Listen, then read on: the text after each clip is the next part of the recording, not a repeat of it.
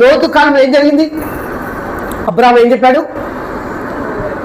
నువ్వు తూర్పు పోతే నేను పడవం పోతా, నువ్వు ఉత్తరం పోతే నేను దక్షిణం పోతా. అంటే మనీ విషయంలో నేను మోసం చేసి ఇలా వదిలేసి వాళ్ళ మీద రివెంజ్ తీసుకోనికి, వాళ్ళ మీద పగ తీసుకోనికి ఏం చూడక వద్దు, వదిలేసేద్దాం మనం. హల్లెలూయా. డబ్బు విషయంలో ఇంకా నిన్ను అన్యాయం విషయంలో వదిలేసాయి. వాళ్ళు ఎంత దేవుడిని గొప్ప చెప్తాడు. ఆమేన్. లోతు చూసినప్పుడు ఆ సొదొమ గొమొర్రా పట్టణాలన్నీ కూడా ఎట్టున్నాయంటే యెహోవా తోట వలె ఉంది అట మొత్తం. ఆయన మనుషుని చెబుతుడు. అక్కడ ఏం జరిగింది? అక్కడ ఆయన మొత్తం యాసే వచ్చాడు.